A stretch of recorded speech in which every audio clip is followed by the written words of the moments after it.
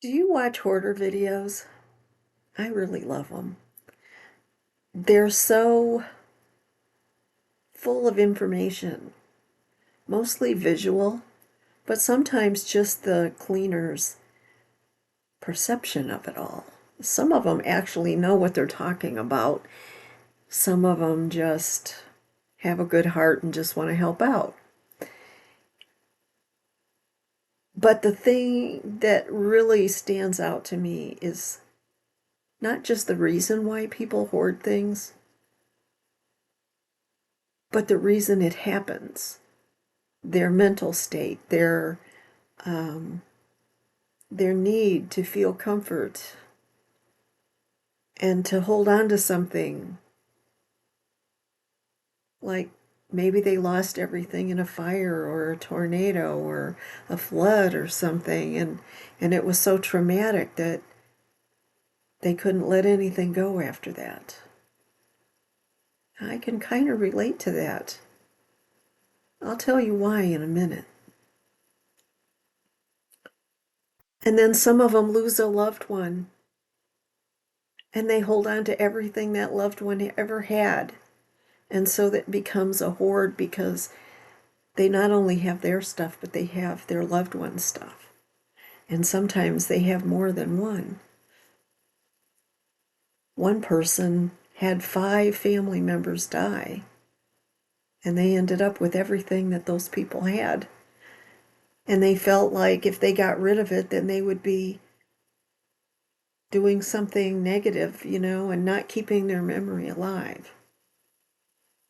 And I can kind of relate to that too.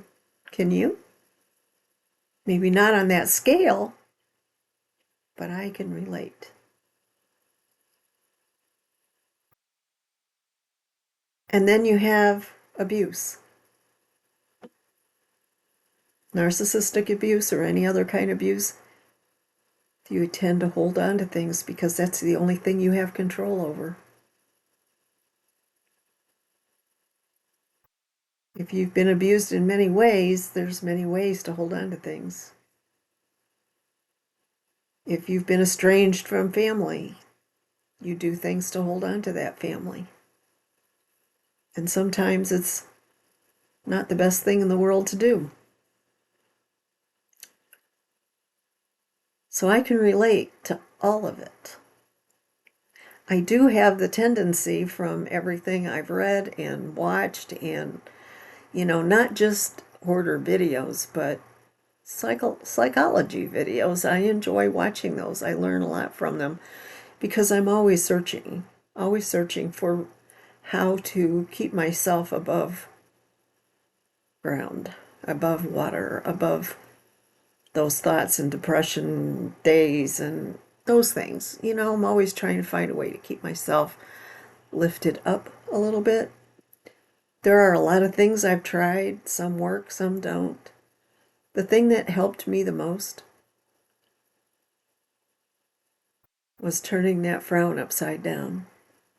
That was such a simple thing, but it helped me the most. And that's why I'm doing this channel, because that is what helped me. And if I can share those thoughts with you, if they help, that's wonderful. It's not going to help everybody, but it helped me.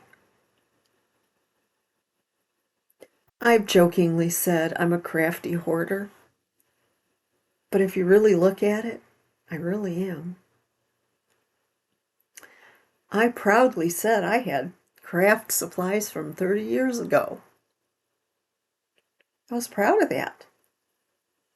And the reason I was proud of that is I actually used something out of that stash. And it only took me 30 years. I have to laugh at myself over that because the reason I was so proud was because you can't even obtain this thing that I had anymore. They don't make it. You can't find it. I've looked everywhere for it. There's none. So I was really proud of myself that I still had it and I was able to use it. But that was one thing out of, A whole big tote full of stuff that I had saved. Well, when I moved here, I had tons and tons and tons and tons of junk jewelry supplies and junk journal supplies. You know, cereal boxes and cracker boxes and spaghetti boxes, all of those, that particular type of cardboard. And, oh, tags. Oh my God, I had tags, tags, tags, tags. And I had just, you name it, I had it to make junk journals. Now, granted, I made quite a few, and I had trims. I bought a lot of trims, and I made a lot of trims, and I created a lot of really cute things to go in the journals or on the journals. And I collected for about 2 years, heavy duty collecting. And then when I moved, I realized I can't take all this with me. So I had to throw it all away. Well, I had to quit doing junk journals because I became allergic to the paper and the glue together. It became chemically changed because that's what happens. It's a chemical reaction when you do something like you glue something together or whatnot. And so I became allergic to that. I was using old books and music sheets and all different kinds of papers and things that I found here and there. Well,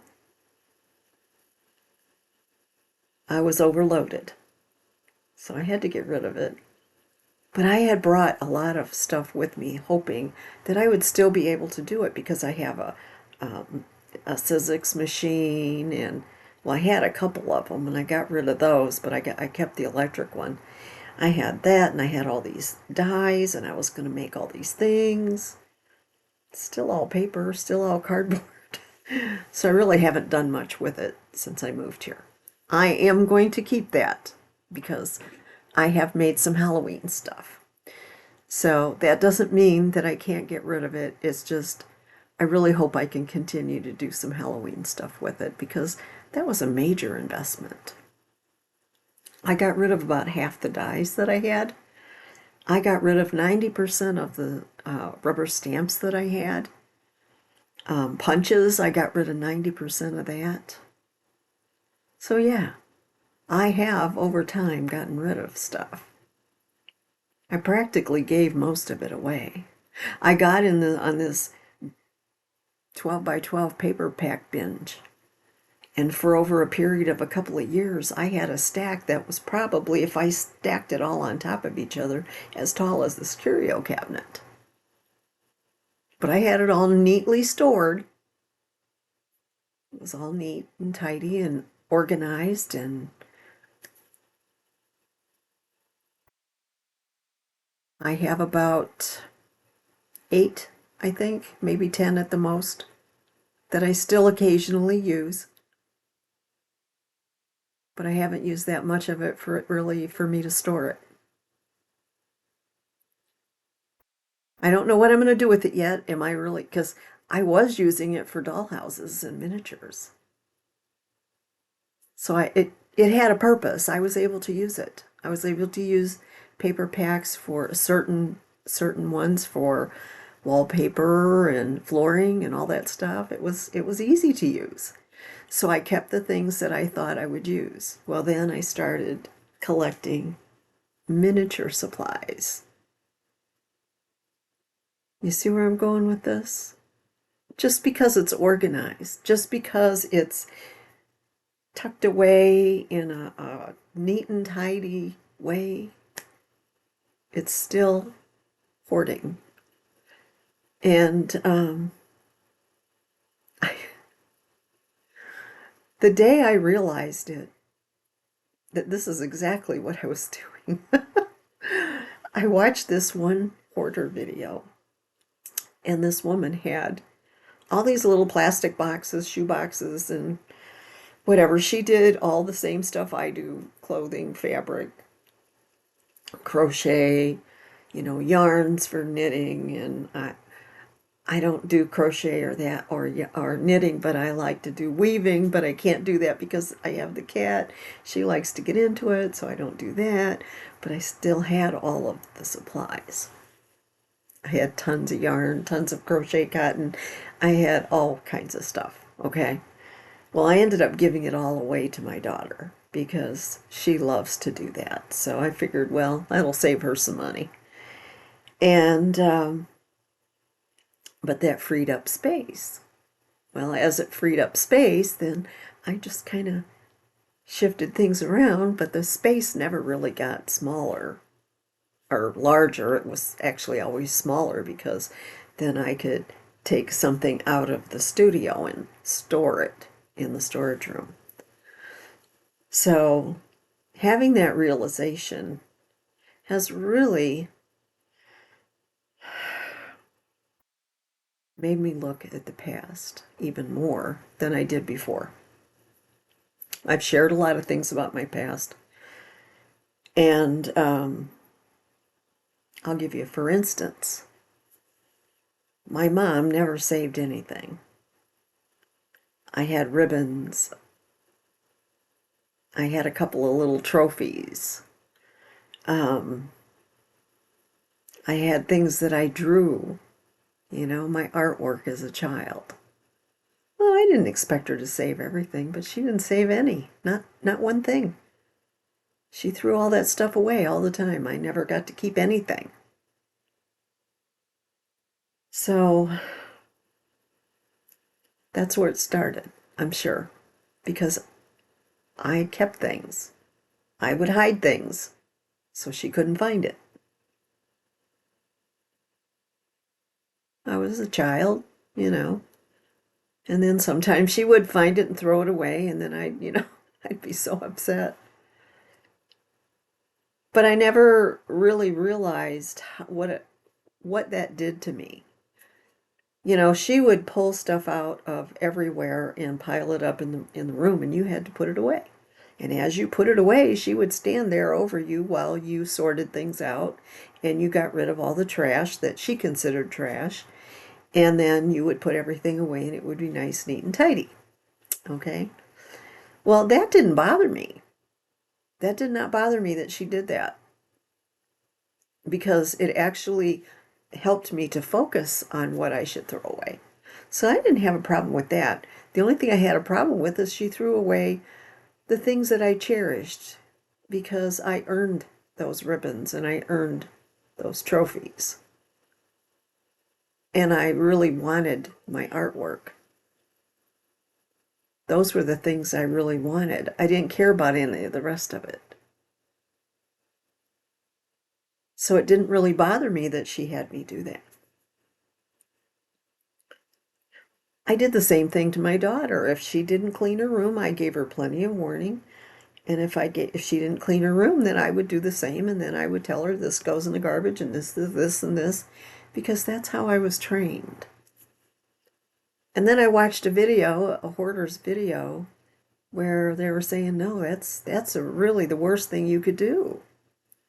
And I was really appalled by that, because I did it. And I felt so bad about it, I immediately apologized to her. I said, I never realized that that was wrong, because that was something that I grew up with.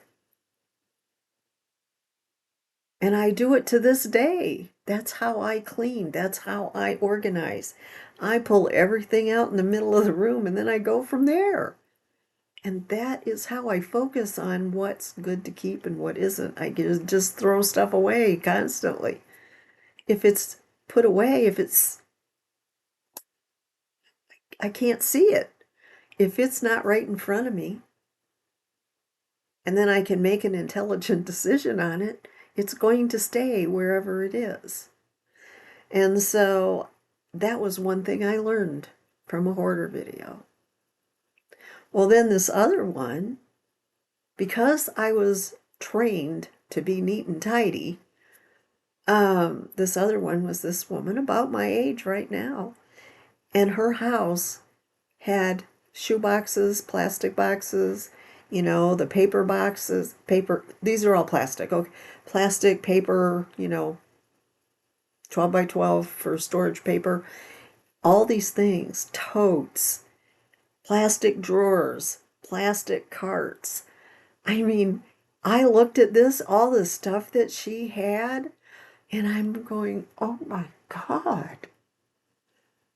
Now she had like 5 times more than I did, but her house was clean, her house was tidy, everything had a place, everything was organized. But she had lived in this house for, I don't know, 50 years. So she didn't have a reason to purge. And she had everything from childhood on. Now, when I looked at that, all I could think of was, oh my God, if I had not moved, I would be like that. I would have all this stuff stacked up in this house, just like that, if I wouldn't have gotten rid of it. And then it just like, oh my God, that is definitely not the life I want. So I have been continuously getting rid of those things. So then people die. You end up with things. My family isn't rich, so it wasn't money. We ended up with material things. Some of it had no meaning at all, but you take it because it's your loved one, okay?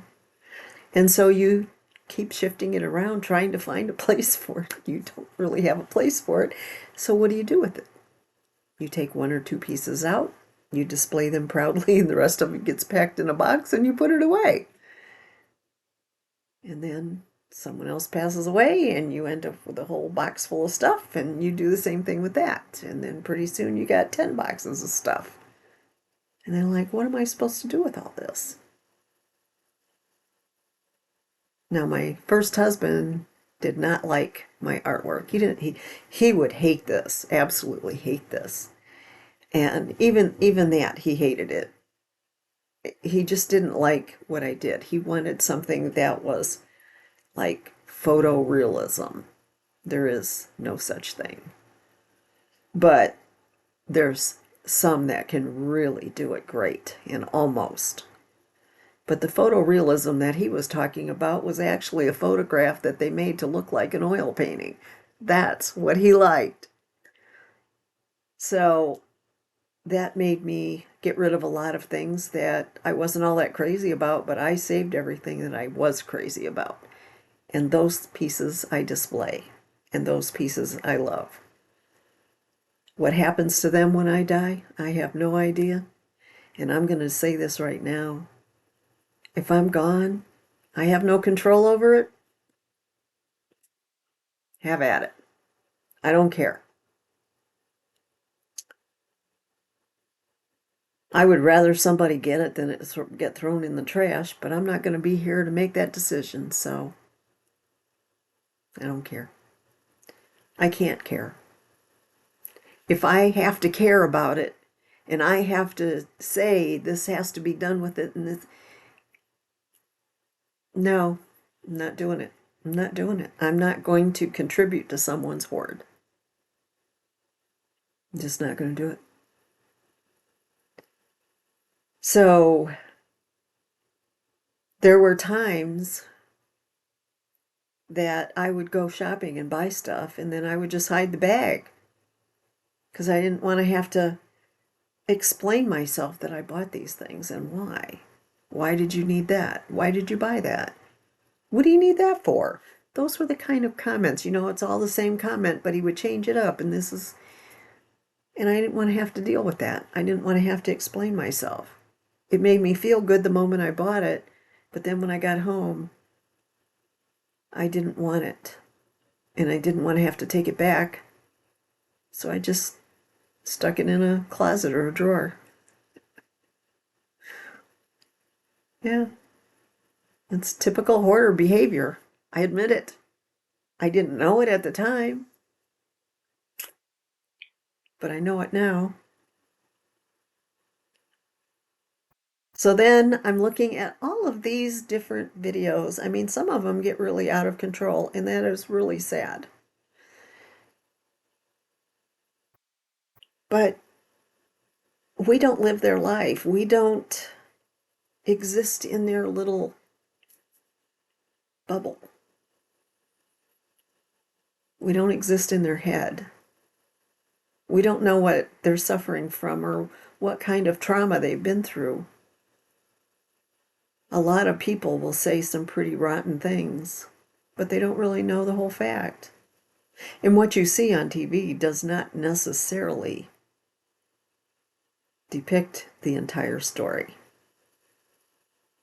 And some of them are very sad. And I mean, I've cried through some of them that they were so traumatized by having to get rid of it that they would go right back to it because they need that comfort. They haven't been healed for the traumas that they suffered.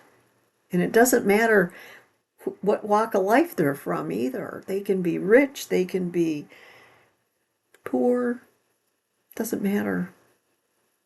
Why do homeless people collect so many things? Because that's the only thing they have control over. And that's what I think it was with me. It was the only thing I had control over.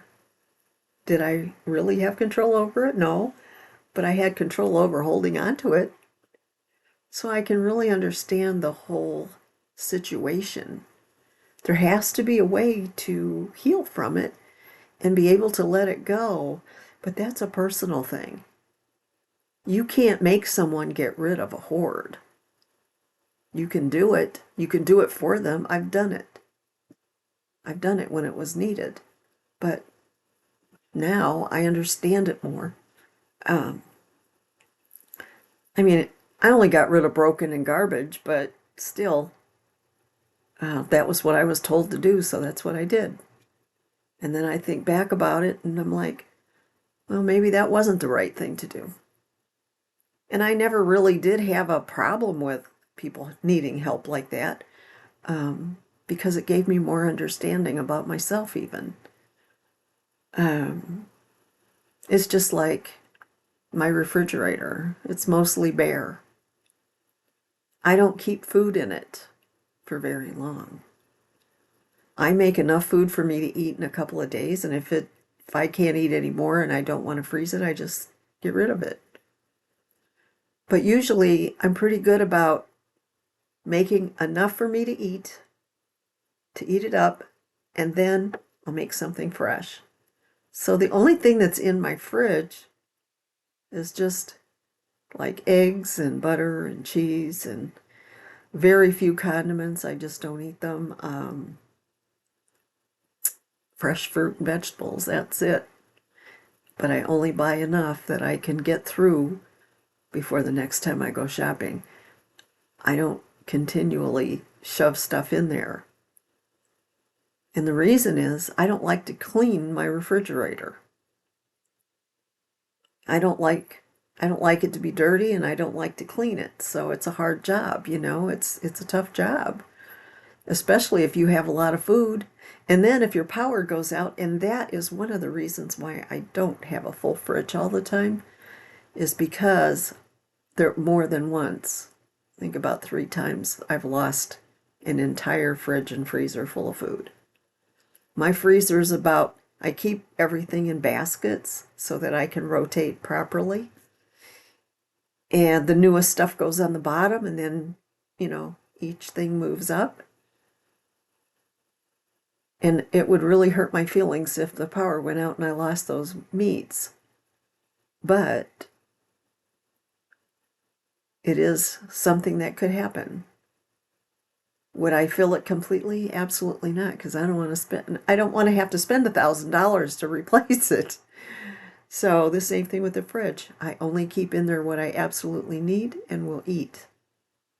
And then the rest, if what little is in there goes bad because the power went out, yeah, a couple $100 would be max in the fridge freezer combination. A couple $100 max. So I don't want to, um, I just don't want to store a lot of stuff that, like that. So that's been a good thing for me because my fridge used to always be packed. And we lost a lot of food. Gave it to the birds and the wild animals in the back at this one house we lived in. And they were really grateful. They ate every bit. So that had the reverse effect on me. I mean, let me say it this way. I don't mind cleaning a fridge. I just don't want to have to do it all the time. I mean, I'll wipe it out, but I don't want to have to pull everything out and clean and clean. But I do clean it. Just if it's not full of stuff, you can wipe it out. You don't have to, do like a whole job on it. And it never smells bad, so I'm good. But anyway, we have all these things that go on in our lives and we don't even realize what caused them. We don't. And then having allergies, I've had to give away a lot of food too because I can't eat it. The other thing that I had tons of was cooking and baking supplies. I probably had 10 cookie sheets and muffin pans and you name it, I had it. If I didn't have it, you didn't need it. I had 4 loaf pans. What do I need 4 loaf pans for? There's just one of me, so I got rid of them all. I only have one now. My husband was the same. Henry, my second husband, he was always buying a new pan of some kind, something for baking and cooking. He loved all that. We had all the appliances and all that stuff. And slowly I've gotten rid of them all because I don't use them. I have what I need. The rest will go. And I've gotten rid of most of what I had. Most of it. So those are things that you know why you had them. I used to bake and cook all the time. I canned, I did everything. And then I couldn't. And then I married Henry, and he liked doing all that. So then he had his eye on things, and he would come up with stuff and buy it. And, so we had double of that kind of stuff. And I have slowly been giving that away. I donated a ton of stuff. I had all kinds of cookware and utensils and all kinds of stuff I donated to the veterans. They needed cooking and baking supplies. So I donated all that. They were all really in good shape, so it was great. So it's a good thing to do that. I still have more than I use. I do. I have to admit that. I still have more than I use. One day I will just pull everything out of the kitchen cabinets and I will go through it and I will put everything in there that I need. I have a lot of cabinets and they're full, but I probably don't use 80% of it. So it can all go bye-bye because then it's easier to clean. Eventually you got to clean it out. I mean, you can't just put stuff in there and leave it. It gets dusty in there. So yeah, I definitely will be doing that. So that, getting the realization about how good you feel once you start getting rid of things, it helps you to get rid of more. I have been purging for a long time. We were going to move. Every time we've moved, we've purged, but not enough. And then every time we thought, we actually measured everything and made a chart of where things would go in the new home we were going to get and all of this stuff and how we were going to do it. It was smaller than this one. It just barely is big enough for what I have, or what I had when I moved in, I should say, because I have purged a lot. But I still have a lot. It's on a smaller scale, but it's still quite a lot for one person. Now, I'm not going to get rid of everything. I have to live here and I have to enjoy my life. But I'm enjoying it more not having all these things that I have to keep clean. There are things I don't even look at. I bought this cute little curio cabinet that I put certain things in that were from my sister, my brother-in-law, Henry, a couple other things. And they're in this little curio cabinet. I can't tell you the last time I looked at it. I walk by it every day. It's just part of the wall. That's really sad. So I feel like if it just sits there and gathers dust, and once every 6 months I have to take everything out and clean it, then maybe I should rethink saving those things. The memories are there. I have pictures. I have all kinds of things. I have memories of my family and Henry, and a lot of it I've put online. So I don't really have to store tons of these things. It hurts to get rid of them sometimes. It really does. But sometimes that's the best way, because when you're ready to let it go, then you let it go. But anyway, to come to the realization that you are in fact a hoarder is disconcerting, but it also is liberating, because now I'm hoarding jewelry, but I'm letting go of other things. And so I think in a way that is probably the best plan. If I let go of all of the craft stuff that I don't use, and I use the jewelry, and I use the canvases, I use the glues, and I use the things, to make this stuff, or whatever it is that I love to make frames, and I like to make bottles, altered bottles, and things like that. I like to make stuff for out in the garden. So the jewelry for a while, and I have a lot, I've been given a lot. Once I am through with all of the things that I have in my head that I want to do, there won't be a whole lot left. And maybe I can let the rest of it go when it's time. But I'm at a point right now, since I moved into that living room with my studio, I love being in there. I love using my desk, my adjustable desk. And I love being able to just reach over and get the jewelry that I want. And I love creating with it. And I think if I just did that, my house would be full of stuff that I've created.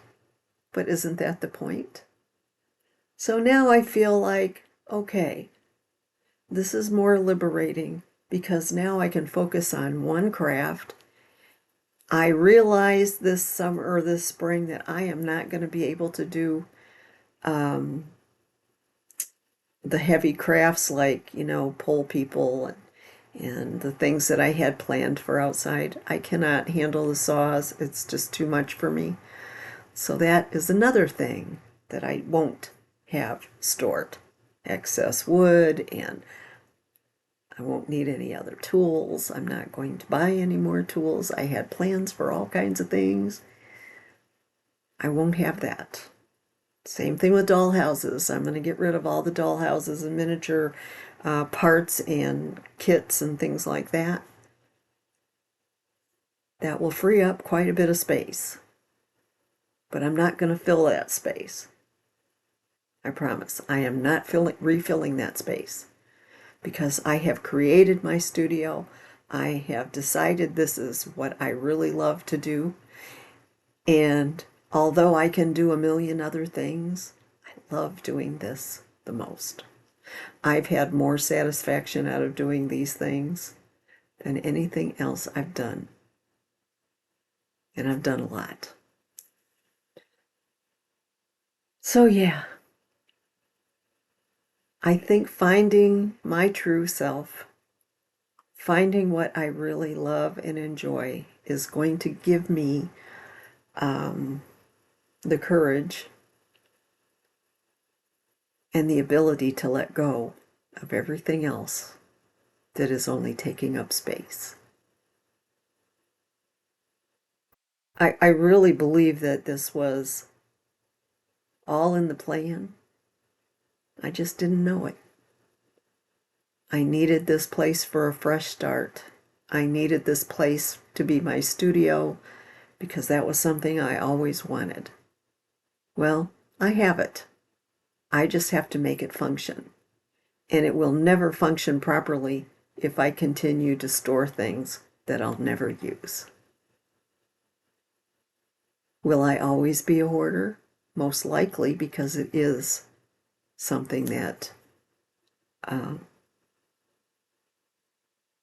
have all of the markers for. But that's going to change. I just have to make sure that I'm careful about it. Same thing with clothes. I had clothes, so many clothes, and I kept getting rid of them, but I had so many that as soon as you got rid of some, it seemed like they just kept growing, you know? And shoes, oh my God, I had hundreds of shoes until I couldn't wear fancy shoes anymore, and then I had to get rid of them all. And I had matching purses, and I had matching this and that, you know? Nothing was really super expensive, but I still looked good. But I don't need all that. I'm happy in a t-shirt. I love wearing these. Aren't these cute? They kind of remind me of just chain going around. I can still make myself look presentable and pretty. I don't have to have fancy anything. And I don't need totes full of stuff to store. And hopefully, and I shouldn't say hopefully because I should say I am getting through all that, and I'm not going to hoard anymore. And if I catch myself at it, it's going to go. It's going to go. Yeah, that's something I just never really, I never thought I was. I didn't. But to me now it's obvious, maybe not on the grandest scale as some of the ones I've seen on these shows, but even a small amount. Well, mine isn't small. I went from 3,800 square feet to 1856 and I still had too much. So no, that's not a lot. That's not a small amount. Plus I had my husband's stuff too, you know, I mean, and I've gotten rid of 99% of that. There's still a few things. Whether I get rid of them or not doesn't matter. If they don't go, they don't go. Just little things. But if I'm ready, I'll do it. If I'm not, they can stay because they don't take up space. Just a little bit. So that's all there is. I still have over 300 CDs I have to go through. I went through them last year. And I got rid of, I don't know, maybe 120. And I've only listened to like 5 of them. So I need to let go of that too. And that was, both of us did it together. We did video DVDs together. We did CDs together, record albums, all of that. That was all for the both of us. We both hoarded stuff. He hoarded cardboard boxes, empties. He had stacks and stacks of them. But that's okay. I hoarded totes. So anyway, even though it's a little less dramatic than some, it's a lot more than some others. It makes me wonder why my mom was like that, why she got rid of everything. Because sometimes that I've seen this several times. Sometimes it does kind of go down in the family. I don't know if it's a hereditary thing or just the mental part of it is. But maybe she was in a hoarding situation at some time, and then she just wouldn't allow it. I don't know. She never said. But anyway, that is life, and you have to accept it, and you have to accept yourself for who you really are, and just be authentic. I'm not going to apologize for doing it because that's who I am.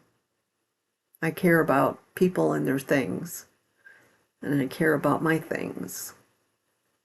So letting it go is what I'm in control of. And I can say I probably wouldn't want someone else to do it for me. But I never thought anything of it until I started watching these. Then I realized just how serious this could be. Because as you get older, you do less. It's harder for you to do things. So while I'm still capable, it's better for me to get rid of it. It's better for me to let it go, give it away, sell it, whatever. I mean, I'm trying to get rid of a couple of things and nobody's biting on them. And I don't want much for it, so they'll probably get donated. I don't know what else to do. Anyway, that's all for today. I can't believe it's 42 minutes. I am so sorry, but I really needed to talk about this and just share a part of my life. It's kind of one of those things I just have to accept about myself and not fall back into that trap of collecting. I have 220 nutcrackers. I didn't buy them all. People gave them to me. I bought some. But I had to let those go. I still have a few little things. And I did buy, from Michael's, I bought one of those grab boxes. And it had nutcrackers in it. But you have to paint them. They have to be created. So my neighbor and I are going to do that in the fall. And then that's all I'm going to have. And then if I decide I don't want them, I can give them away because they didn't cost me. It was $5 for the box, and I got all these nutcrackers. And if I don't want them, I can give them away. So, anyway, thanks for watching. Bye-bye.